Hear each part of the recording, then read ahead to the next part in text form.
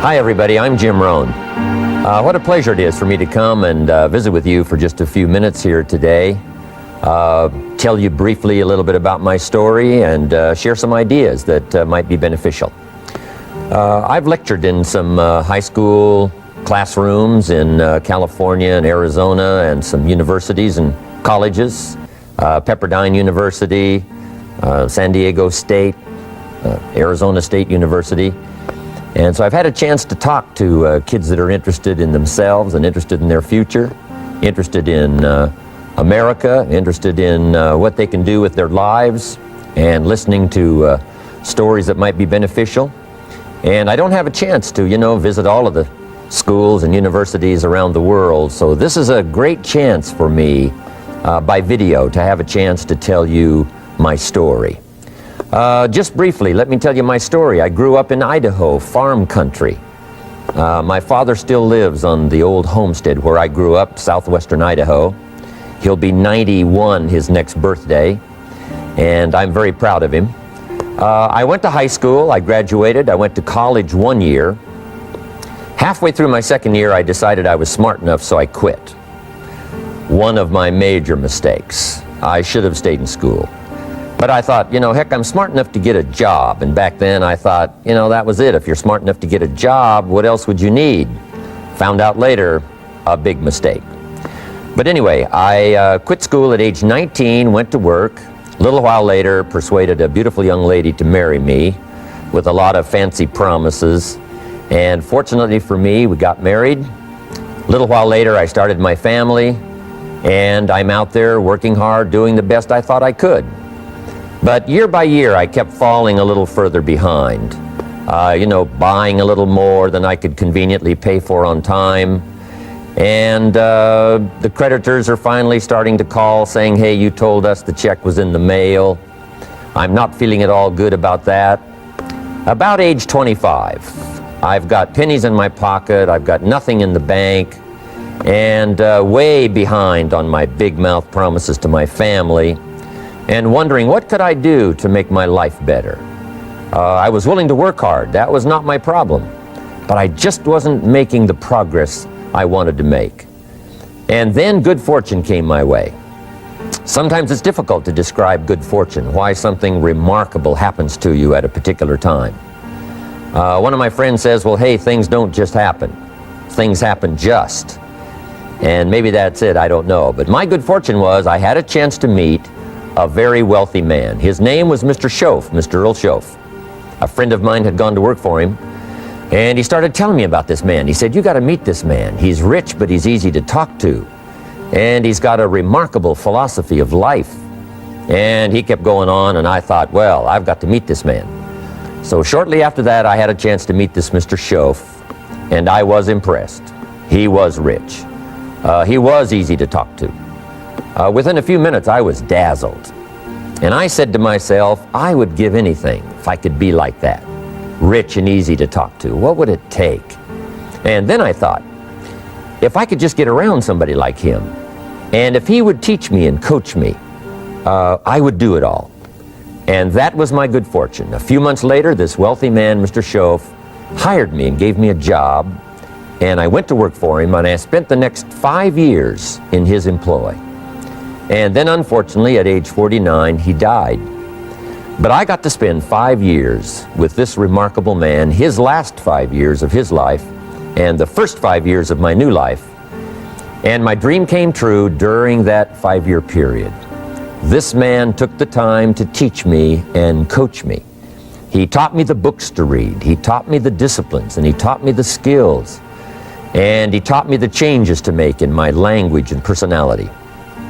And the things he shared with me during that 5 years changed my whole life. Changed my income, changed my bank account, changed my future. I've never been the same. By the time I was 31 years old, I was a millionaire. So he taught me economics as well. So how lucky can you get to meet the right person at the right time, who takes the time to share with you ideas that can change your life. A lot of rich people, right, don't take the time, but he did, and he also had the ability. Some people want to share their experiences, but they don't quite know how to say it, but he had it all, and he used language that I could understand, and those ideas greatly affected my life. I wish he was still alive today. If he was, I'd be calling him today one more time, thanking him for the time he spent with me sharing his life and his experiences that so dramatically affected my life. Then, how I really came to be invited to speak to you today. 30 plus years ago, I was living in Beverly Hills, California. And a friend of mine one day said, "Jim, you've got to come and tell your story to my service club." He belonged to the Rotary Club. And he said, "I know your story. Idaho farm boy makes it to Beverly Hills." But he said, "I know my club members would love to hear your story. Would you come and at our breakfast meeting and tell your story?" And I said, "Okay." So I arranged a little talk, went and shared my story that morning, and guess what? They liked it. And my phone rang, another club called and said, "Would you come and tell us that story?" My phone rings, another club calls, said, "We've heard about your story. We have a luncheon meeting. Would you come share your story?" First thing I know, I'm spending a little piece of my time giving these breakfast talks and luncheon talks. And then one day, a man who heard my talk about 3 times said, "Would you come and talk to my management and salespeople?" He said, "I've got this little company going, and he said, if you would spend some time talking with my management and salespeople, I'd be happy to pay you." And I thought, wow, wouldn't that be something? Tell my story and my experiences and get paid? He said, "I'd be happy to." Little did I know, that was the beginning of a whole new, brand new adventure for me in sharing my story in speeches and talks and seminars and lectures. And now this business, it's become one of my most flourishing enterprises, takes me around the world. I went to many countries just this year, had my largest audience early this year in Spain, 12,000 people, 10 different languages being translated at the same time. The whole audience with the earphones on. It's interesting when you lecture with multi-languages. You know, when you hit the punchline, you know, the Spanish laugh first, and then the French get it, and then finally the Italians get it, and last the Germans finally get it. And then I say, "Hey, the Germans finally got it, I guess we can continue." You know, some languages take longer to translate than other languages. But what an exciting adventure for me. I was in Israel this year. I lectured in France, my first trip to Prague, Czechoslovakia, Lisbon, Portugal. Last year I was in London lecturing. Happened to be there the same night Pavarotti was singing in London. So, big dilemma for the people in London. Shall we go see Jim Rohn or shall we go listen to Pavarotti? Well, I must admit he had more people than I did, like 150,000 more. He did a free concert in Hyde Park, and they expected 250,000, but only 150,000 showed up because it rained. And they all got soaked from Prince Charles on down, but they sat in the rain and listened to Pavarotti. I would have been happy that evening, right, to cancel my seminar and go sit in the rain and listen to Pavarotti. Anyway, he and I have agreed now not to appear in the same city on the same day anymore. Not really, but how exciting for me to be able to travel all around the world and share my story. And then especially to have this chance today to come and visit with you. And when I get a chance to speak at a high school class or a university class, I'm always excited about it. I'm limited in time, so I wanted to use this way to come and share my story with you and some ideas that might be helpful in your career for the future, in your now busy life as a student, and then wherever you find yourself in the years to come. Some of the things I'm going to share with you, I want you to remember for a long, long time, because the ideas I want to translate for you drastically affected my life. And if I can share now and affect your life, and you write me a letter or tell me in person someday, "Mr. Rohn, I listened to your video and I watched it carefully, and sure enough, some of the ideas that you shared greatly affected me, and here's what's happened to my bank account, here's what happened to me in school, here's what's happening to my future," that'll give me great, great satisfaction. So the man who shared with me ideas that changed my life, I want to share with you 3 of those basic subjects. When I met him, I was 25 years old, and when I first got acquainted with him, I used a lot of excuses as to why I wasn't doing well. And he said, well, tell me a little bit about your story. And I told him, you know, I was behind on my bills, had pennies in my pocket, nothing in the bank, that I was embarrassed about being behind on my big mouth promises to my family. And then he gave me one little simple phrase that really forever changed my life. And here's what he said: Mr. Rohn, if you want the future to change for you, you've got to change. And he said, if you don't change, the next 6 years of your life is going to be just like the last 6. You'll still be behind on your bills. You'll still be behind on your promises. But then he gave it to me in the form of a promise. When I was 25 years old, I've remembered it all these years, and I've shared this promise now with probably over 3 million people in the last 30 plus years. And it's going to be valid for you, so listen carefully to this promise. My teacher said to me, young man, if you will change, everything will change for you. If you will get better, everything will get better for you. What a clear message that was for me. He said, if you'll change your philosophy, if you'll change your habits, if you'll refine your thinking, if you'll change and accept some new disciplines, if you'll turn the corner where you've been in the past, go for a new life for the future, he said, all kinds of remarkable things will happen for you if you will change. Before I met Mr. Shoaff, I used to cross my fingers and say, I sure hope things will change. I was hoping the government would change and the tax structure would change and that my boss would change and pay me more money. I was hoping that, you know, economics would change and prices would come down, and I was hoping that circumstances would get better. And then I discovered from my teacher that those things are going to continue the same.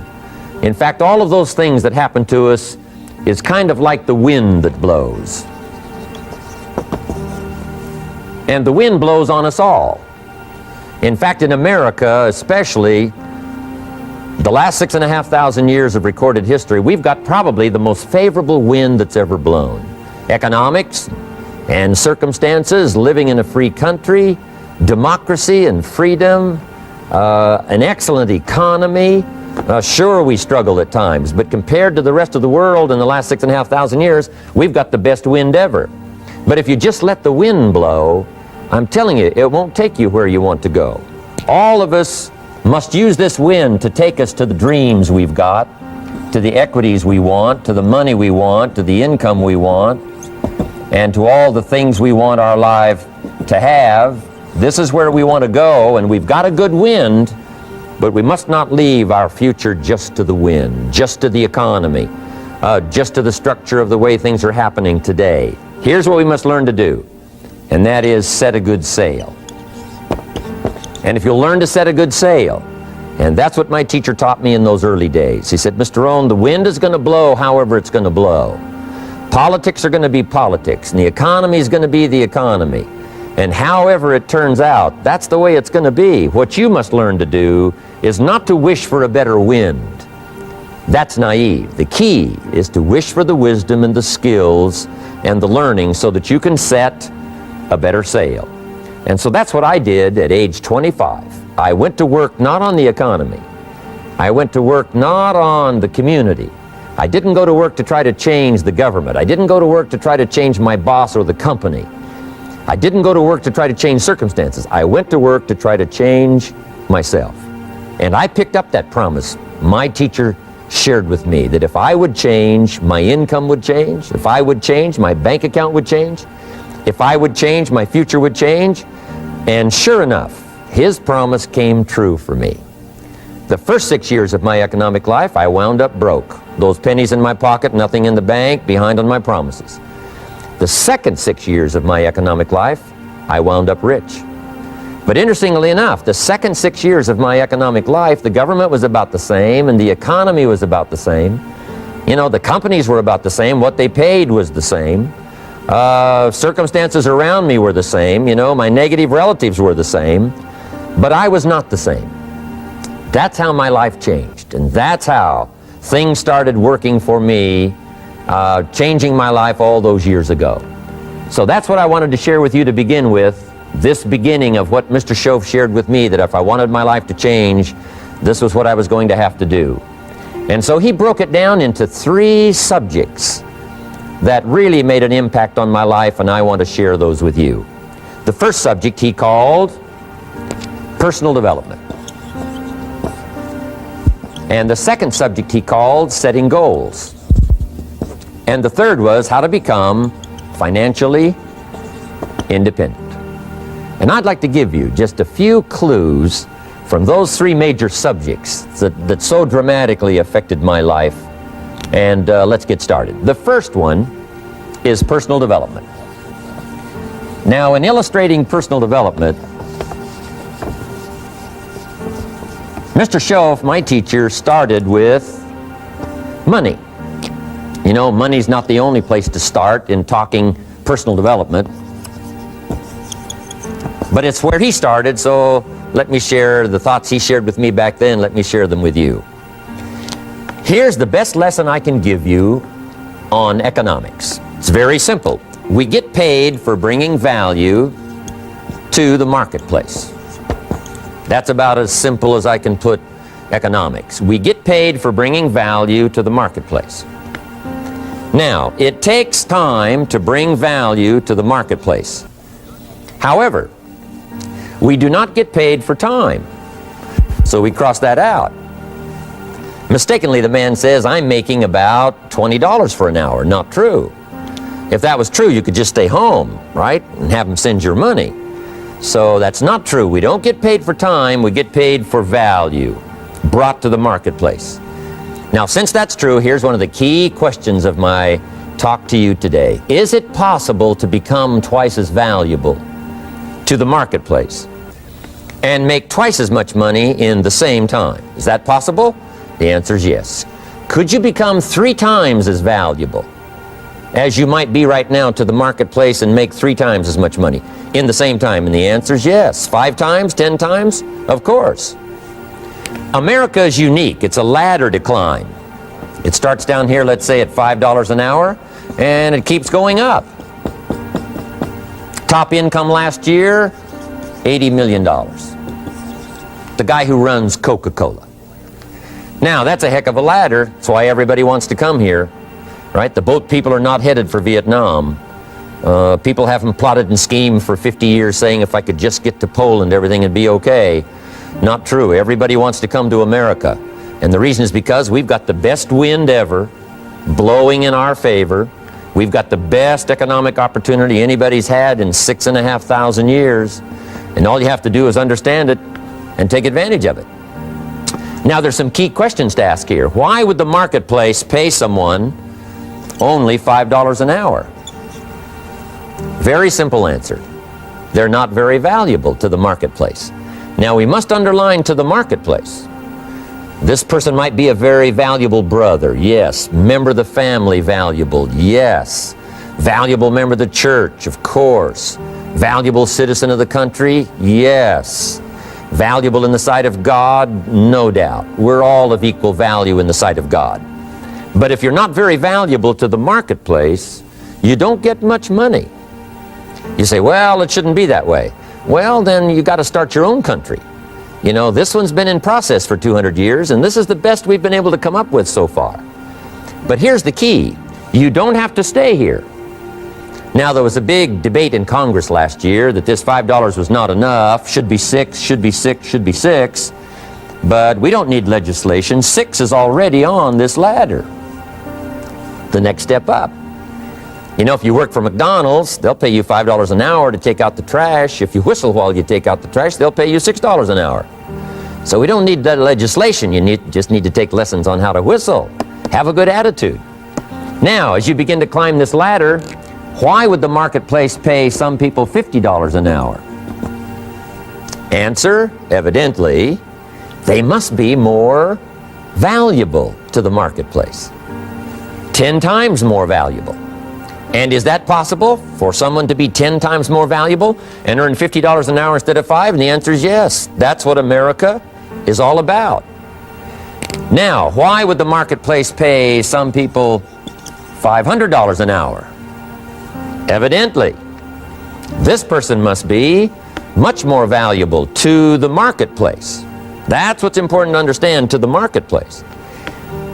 And would the marketplace pay one person $80 million for 1 year's work? And the answer is, of course. If you helped a company make $1 billion, would they pay you $80 million? I'm telling you, it is possible. And that's why America is so exciting. That's why this financial ladder is so exciting. It's possible for all of this to come true for all of you, no matter where you start. As a student in school, just getting started out there in the workplace, this is all possible for you.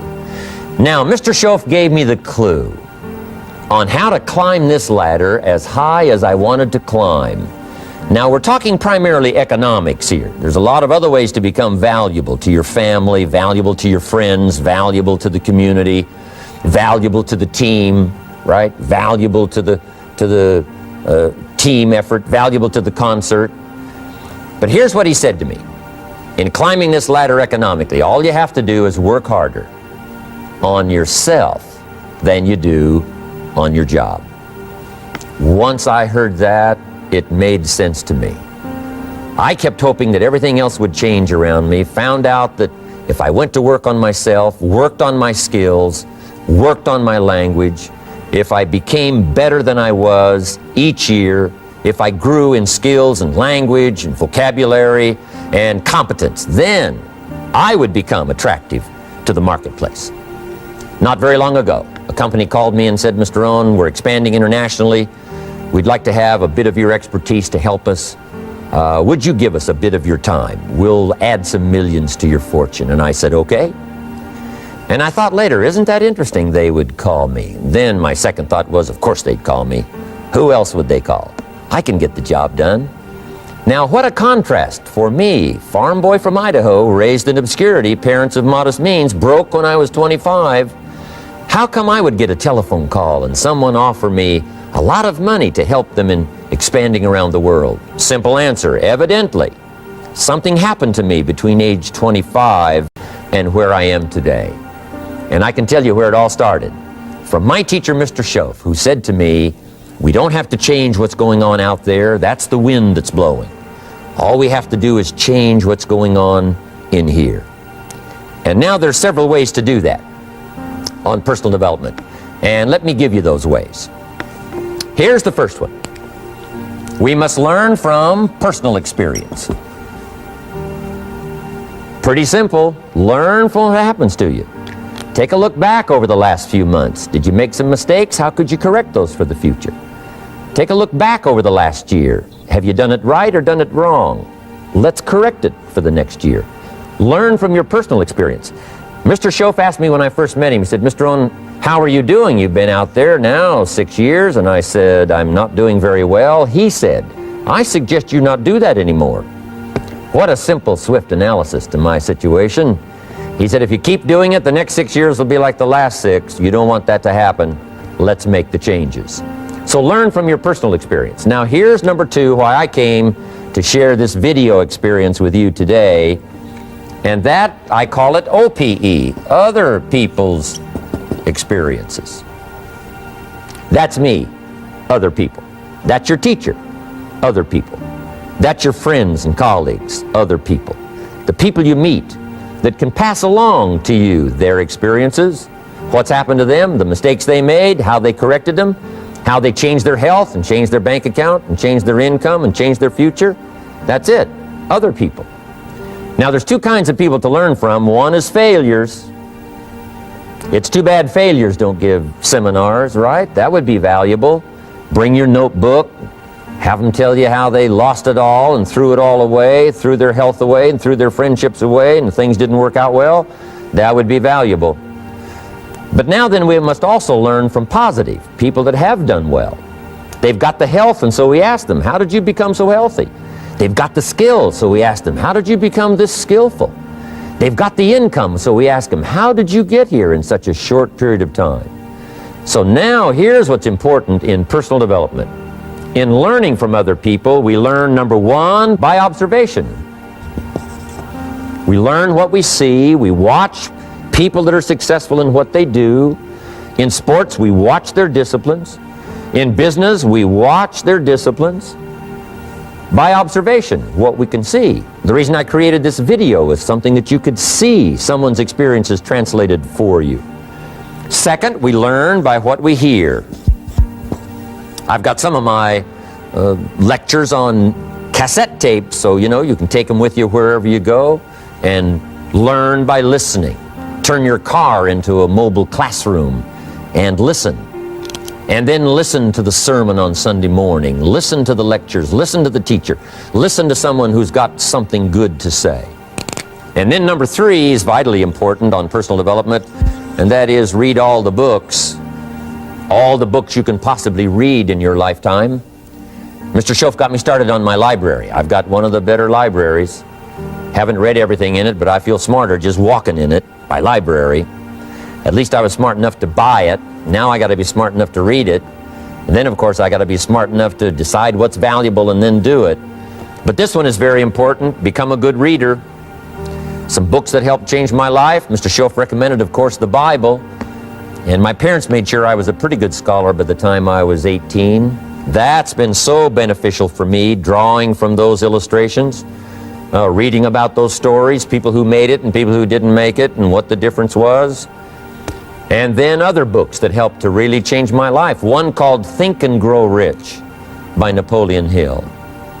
And then a book that helped me become financially independent by the time I was 31. And that book is called The Richest Man in Babylon by George Clason. And I'm going to share a little bit of that book with you when I get to financial independence today, our 3rd subject. But I started reading the books, attending the classes, making sure that I got in front of people that had something good to say. And then I started keeping a journal. One of the major things my teacher taught me was to keep a journal. He said, don't trust your memory. If you hear something good, just make a little note and write it down. Now, at first I took, notes on pieces of paper and torn off corners and backs of old envelopes.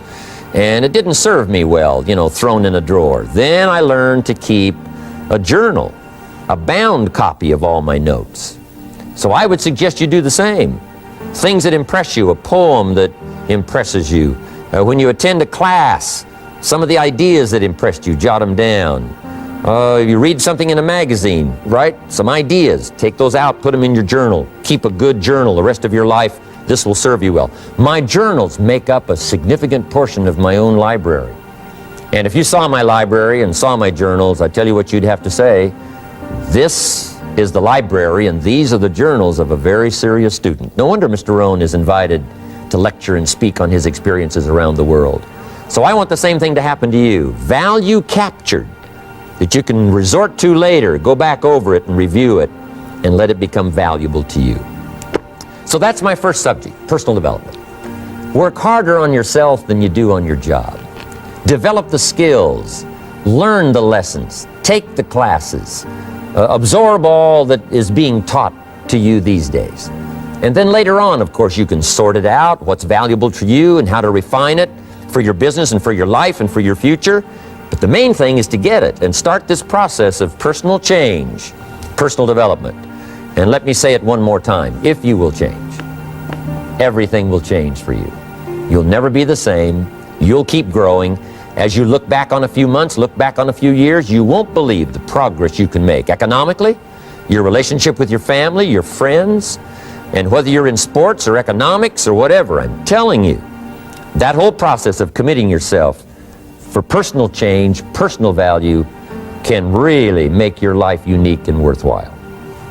Now let's cover the second subject on setting goals.